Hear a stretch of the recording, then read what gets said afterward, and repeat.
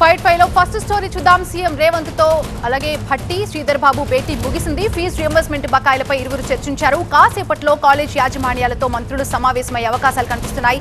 ఇక మరోవైపు కాలేజీల విద్యా వ్యవస్థ నాణ్యత ప్రమాణాలపై గతంలో కేసీఆర్ వేసిన విజిలెన్స్ కమిషన్ రిపోర్ట్ ని పరిశీలిస్తున్నారు.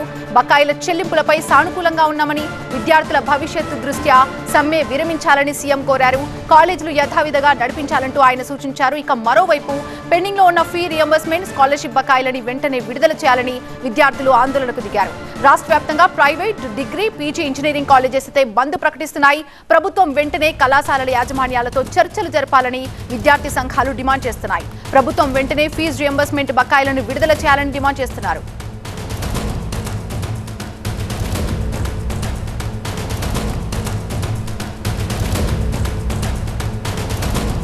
పూర్తి అప్డేట్స్ అందించడానికి మా ప్రతినిధి విద్యాసాగర్ లైవ్ లో సిద్ధంగా ఉన్నారు. విద్యాసాగర్, అసలు ఏం జరుగుతోంది? ఫీజు రియంబర్స్మెంట్ పై ఇప్పటికే నిన్న రాత్రి ప్రభుత్వంతో చర్చలు జరిపారు కాలేజీ మేనేజ్మెంట్స్. మరి ఎలాంటి రెస్పాన్స్ వస్తోంది? నిన్నైతే విఫలమయ్యాయి, మరి కాసేపట్లో కూడా మీటింగ్ ఉండబోతోంది. ఎలాంటి విషయాలు బయటకు వచ్చే అవకాశం ఉంది? అంతేకాకుండా ప్రభుత్వం తగ్గే అవకాశం కనిపిస్తోందా? కాలేజ్ మేనేజ్మెంట్స్ తగ్గే అవకాశాలు కనిపిస్తున్నాయా?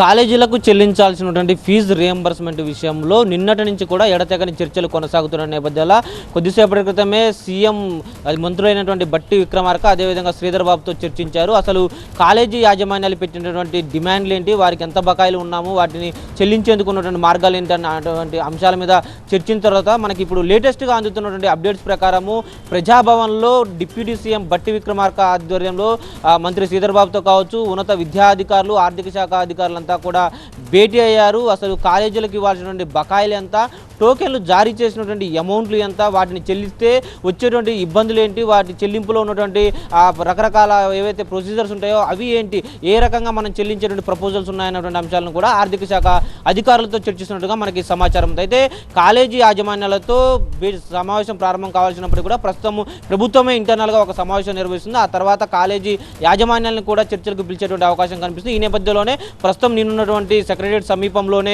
ఈ యొక్క కాలేజీ యాజమాన్యాలన్నీ కూడా ప్రభుత్వానికి అందుబాటులో ఉన్నాయి. ఎప్పుడు కాలొస్తే అప్పుడు వెళ్ళి ఆ సమావేశంలో పాల్గొంటామంటూ కూడా కాలేజీ యాజమాన్యాలు చెప్తున్నారు. ఇక్కడ ముఖ్యంగా కాలేజీ యాజమాన్యాలు ప్రభుత్వం ముందు పెట్టినటువంటి డిమాండ్లు కనుక చూస్తే 4 ప్రధానమైనటువంటి డిమాండ్లను పెట్టారు. ఎందుకంటే దాదాపు 4.5 ఏళ్ల నుంచి తమకు రావాల్సినటువంటి ఫీజు రియంబర్స్మెంట్ బకాయిలు పేరుకుపోయాయి. దాంట్లో గత ఏడాది వరకు రిలీజ్ చేసినటువంటి టోకెన్లు ఏవైతే ఉంటాయో వాటికి సంబంధించి 1200 కోట్ల రూపాయలు రావాల్సింది, వాటిని ఈ దసరాలోపు చెల్లించాలన్నది ఒక ప్రైవేట్ కాలేజీ యాజమాన్యాల ప్రధానమైనటువంటి డిమాండ్. ఆ డిమాండ్ నేపథ్యంలోనే ఈ రోజు నుంచి కూడా ఉన్నత విద్యా సంస్థలన్నీ కూడా బంద్ పాటిస్తున్నాయి. దాంతోపాటు మిగతా బకాయిలు ఏవైతే ఉన్నాయో దాదాపు మొత్తం 8000 కోట్ల బకాయిలు అని చెప్తున్న నేపథ్యంలో ఒకవేళ 1200 కోట్లు కనుక ఈ దసరాలోపు చెల్లిస్తే మిగతా వాటికి సంబంధించి సగం అక్టోబర్ 31 వరకు, అదేవిధంగా మిగతా సగం డిసెంబర్ 31 వరకు, అంటే ఈ ఏడాది చివరి నాటికి మొత్తం బకాయిలు చెల్లించాలంటూ కూడా కాలేజీ యాజమాన్యాలు ప్రభుత్వం ముందు ఒక ప్రతిపాదన ఉంచాయి. అయితే దీని మీద ప్రభుత్వం సుదీర్ఘ కసరత్తు చేస్తుంది. ఎందుకంటే పెద్ద మొత్తంలో పేరుకుపోయినటువంటి బకాయిలు ఒక్కసారిగా చెల్లించడం అంటే అది ప్రభుత్వానికి పెద్ద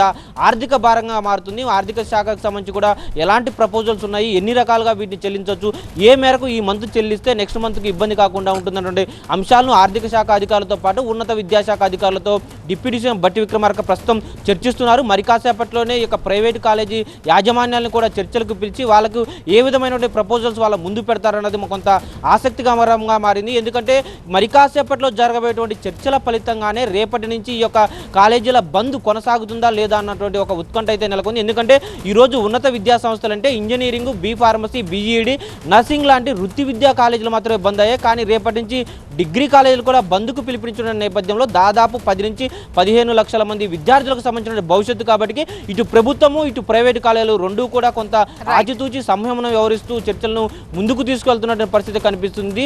ఈ నేపథ్యంలోనే మరి కాసేపట్లో జరిగేటువంటి చర్చల్లోనే ఎలాంటి ఫలితం ఇవ్వబోతుంది, ప్రభుత్వం పెట్టేటువంటి ప్రపోజల్స్కు ఉన్నత విద్యా సంస్థలు యాక్సెప్ట్ చేస్తాయా లేదా అన్నది కొంత ఆసక్తికరంగా మారినటువంటి పరిస్థితి మనకు కనిపిస్తుంది. థాంక్యూ విద్యాసాగర్.